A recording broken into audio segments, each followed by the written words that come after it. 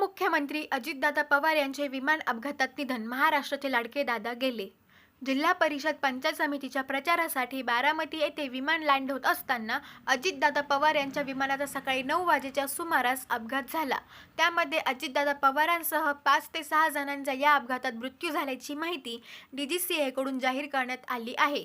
या विमान अपघातात माननीय उपमुख्यमंत्री Ajitdada Pawar, Mumbai PSOHC Vidip Jadhav, pilot captain Sumit Kapoor, captain Sambhavi Pathak, Pinky Mali, flight attendant यांचा जागीच मृत्यू झाला.